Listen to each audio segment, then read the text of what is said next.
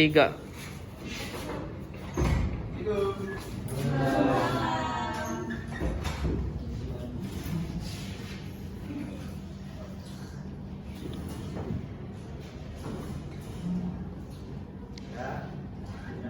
Assalamualaikum warahmatullahi wabarakatuh. Waalaikumsalam warahmatullahi wabarakatuh. Gimana kabar kalian pada siang hari ini? Kok tidak semangat?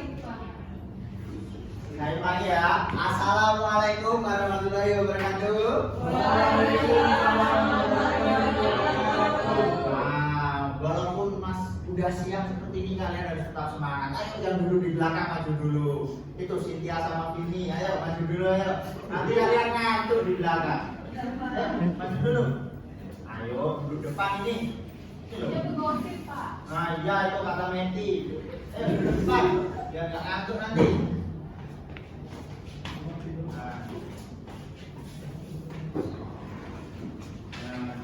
Gimana? Sudah lapar? Tadi nggak jajan? Minumnya masih ya? Ya, kalian harus konsentrasi ya walaupun cuaca panas siang hari, kelasnya panas kayak gini, kalian harus tetap semangat buat belajar hari ini. Nah, hari ini siapa yang nggak berangkat? Mana dia? Oh, jangan ditiru ya tentang kalian. Oh, tidak boleh. Contoh-contoh yang tidak baik dari Ruis jangan tiru ya. Itu sangat tidak mendidik. Karena ini ya calon-calon penerus bangsa itu harus menjadi pemuda yang berguna untuk nusa dan bangsa. Nah, hari ini kita akan melanjutkan pada materi sebelumnya. Masih ingat materi sebelumnya apa? Nah, peta itu apa? Nah, komponen peta ya ada yang masih ingat? Skala, Pak. Skala. Ayo, apa? Simbol peta. Sudut. Pusat. Ya, berarti kalian masih ingat. Nah, itu berhubungan dengan materi kita pada hari ini, yaitu jasa penginderaan jauh. Ada yang tahu? Ada yang pernah dengar atau pernah baca penginderaan jauh itu apa? Belum, Pak. Ya, belum. Nanti kita hari ini akan belajar tentang itu. Nah, sebelum kita memasuki materi ini ya, tujuan belajar hari ini itu yang pertama itu siswa mampu menjelaskan definisi dari penginderaan jauh. Yang kedua, siswa mampu mendeskripsikan komponen penginderaan jauh. Yang ketiga, siswa mampu menganalisis kegunaan penginderaan jauh. Nah, kita akan memasuki materi. Nah, kita hari ini akan belajar ini. Yang pertama, definisi dari penginderaan jauh. Yang kedua, komponen. Yang ketiga, kegunaan dari penginderaan jauh. Nah, ada yang tahu penginderaan jauh itu apa? Ayo, ada yang tahu? Iksan? Apa penginderaan jauh? Penginderaan jauh, kalau penginderaan artinya penglihatan, Ya. perasaan untuk semua yang berkaitan dengan indera. Kalau jauh artinya jaraknya tidak dekat. Ya. Itu menurut Iksan. Ada yang lain? Mungkin dari Cynthia? Suatu ilmu. Ya. Oke. Nah, kita akan mempelajari atau kita akan cari tahu apa itu penginderaan jauh yang sebenarnya. Nah, penginderaan jauh atau remote sensing itu sebuah ilmu atau seni untuk menganalisis atau mengindra permukaan bumi dari jarak yang cukup jauh dan proses perekaman dilakukan dari udara menggunakan sebuah alat atau wahana. Tadi benar yang disebutkan. Pak, kok ada seninya Pak? Bisa. Ada ilmu atau seni? Oh ya, karena itu sebuah ilmu seni. Nah, seni. Karena di sini tuh ya di penginderaan jauh ini kalian itu bisa mengaplikasikan seperti kalian bisa menggunakan sebuah alat atau wahana, bisa kalian seperti kalian bermain. Seperti itu, imajinasi kalian bisa menggambarkan seperti apa ya. Kalian pasti pernah berpikir gimana ya saya melihat laut itu dari atas, kalian terbang seperti burung. Nah, kalian pasti pernah membayangkan seperti itu kan? Nah, itulah ya gambaran dari ya, penginderaan jauh. Nah, kita akan lanjutkan ya. Nah, inilah contoh-contoh dari hasil penginderaan jauh. Nah, itu ada yang dari citra satelit, ada yang hasil dari citra foto udara. Nah, dari dua gambar ini itulah hasil dari penginderaan jauh. Nah, kita akan belajar yang kedua. Ada yang tahu komponen-komponen penginderaan jauh itu apa? Seperti definisi tadi yang sudah dijelaskan, menurut kalian apa komponen yang bakal digunakan di penginderaan jauh? Kamera. Terus komputer, wahana, terus cahaya matahari. Ada lagi? SDM, objek ya. Itu benar semua. Nah, itu yang pertama itu ini seperti yang kalian bilang tadi, sana ada matahari, ada objek, ada wahana, ya itu semua bagian dari komponen penginderaan jauh. Nah, kita akan mempelajari dari setiap komponennya itu. Nah, yang pertama itu sumber tenaga. Nah, sumber tenaga itu ya ada dua, ada tenaga alam dan tenaga buatan. Nah, coba dibacakan Cynthia. Sumber tenaga adalah dalam penginderaan jauh dibedakan menjadi dua macam, yaitu sumber tenaga alam dan tenaga buatan. Tenaga alam ini terdiri dari matahari, sumber tenaga yang dipakai dalam sistem pasif. Tenaga buatan digunakan dalam penginderaan jauh sistem aktif seperti radar ataupun lidar. Oh ya, betul sekali. Betul Imam? Menurut kamu? Nah, berarti menurut kamu bacaan ini benar ya? Mungkin ada referensinya. Oh, mungkin ada dari. Kalau menurutmu apa? Menurut bahasamu? Kalau dari bahasamu sendiri?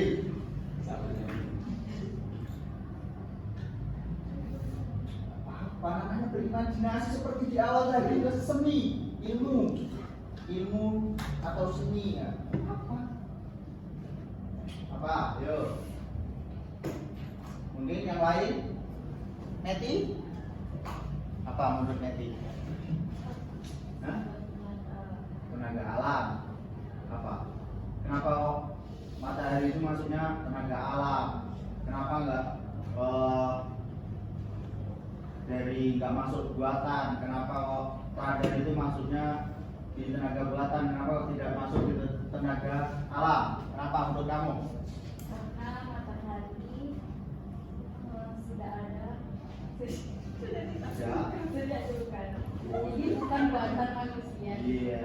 Kalau itu radar maupun lidar itu kan buatan dari manusia. Oh iya. Makanya disebut tenaga buatan. Berarti ya sesuatu hal yang diciptakan oleh alam semesta ini, nah itu berarti yang berasal dari Tuhan Yang Maha Esa itu sebuah alami. Nah, jadi ya bukan ciptaan manusia. Kita tidak bisa mengotak-atik tenaga alam ini, dan kita bisa buat atau kita ciptakan yaitu tenaga buatan ya. Bagus ya, yang pintar anak kelas ini. Ya, kita akan lanjut ya. Yang selanjutnya yaitu atmosfer. Ayo Ajeng, coba dibantu Bapak bacakan ini. Baik. Atmosfer bersifat selektif terhadap rantai gelombang sehingga hanya sebagian kecil tenaga elektromagnetik yang dapat mencapai permukaan bumi dan dimanfaatkan untuk penginderaan jauh. Kalau menurutmu, kalau atmosfer ini keadaannya dia tidak mendukung itu contohnya seperti apa? Mendung, hujan, dan ya betul sekali ya. Keadaan-keadaan atmosfer ini itu bisa mempengaruhi hasil dari citra atau hasil dari foto udara itu juga akan terpengaruh oleh atmosfer ini. Makanya itu menjadi salah satu komponen penginderaan jauh. Nah, untuk yang selanjutnya yaitu komponen yang tidak interaksi antara objek dan tenaga. Nah, ayo Lucy, coba dibantu bacakan ini ayo. Yang keras ya, nggak nampak? Nggak nampak. Yo, coba Julia, nampak tidak? Hah? Nampak. Ayo dibacakan yang keras, biar Ade dengar. Jadi cuma ketawa-ketawa itu Ade. Interaksi objek dan tenaga. Interaksi antara tenaga bekerja dan objek dapat dilihat dari warna yang dihasilkan oleh foto udara. Setiap objek memiliki karakteristik yang berbeda-beda untuk mencerminkan atau menghidupkan daya sensor. Objek yang memiliki reflektan atau pantulan yang tinggi akan terlihat cerah dalam gambar, sedangkan objek yang memiliki daya penyerapan tinggi maka akan muncul warna gelap dalam gambar. Nah, menurut kamu objek yang dia memantulkan dan dengan jelas itu apa? Kalau dari kamu Julia? Yang memantulkan Apa? Contohnya apa? Objek yang bisa memantulkan dengan jelas. lapangan, Lapangan. Terus?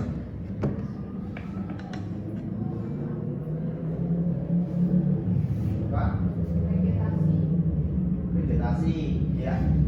Betul.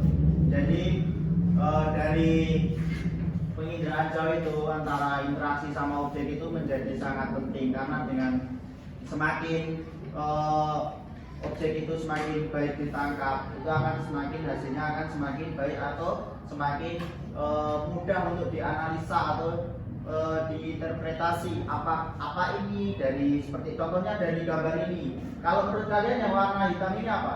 Yang warna hitam ini sungai atau perairan. Kalau yang warna hijau ini tumbuhan atau vegetasi. Kalau yang ini coklat-coklat ini menurut kalian apa ini? Apa? Pemukiman atau bangunan ya, betul sekali. Nah, yang selanjutnya yang keempat yaitu sensor. Nah, yaitu yang sensor. Sensor merupakan alat pemantau yang dipasang pada wahana, baik pesawat maupun satelit. Berdasarkan proses perekamannya, sensor dapat dibedakan menjadi dua, yaitu sensor fotografik dan sensor elektronik. Nah, itu untuk yang keempat yaitu wahana. Oh ya, yang kelima, terima kasih ya Meti. Ya. Ayo coba Ade bacakan ini. Yang keras ya. Wahana merupakan alat atau wadah untuk menyimpan sensor atau alat perekam dari sistem pengendara jauh, sehingga wahana juga bisa disebut sebagai kendaraan bagi alat perekam. Ya. Kalau menurut kamu contoh wahana itu apa? Pesawat Pak, Pesawat. Terus drone Pak, drone. Apalagi? layang-layang Pak, Layang-layang. Apalagi? itu Pak yang saya tahu Pak. Oh itu ya.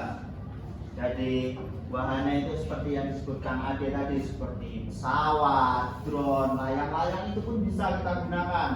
Nah, kita pasangin kamera di layang-layang terus kita terbangkan. Nah, itu bisa merekam dari atas, yaitu bisa menangkap objek yang ada di permukaan bumi ini. Nah, tapi skalanya itu tidak bisa besar seperti kita menggunakan pesawat karena jangkauan ketinggian layang-layang dan pesawat itu sangat berbeda ya, betul sekali. Nah, dari 5 itu tadi ada yang masih dibingungkan?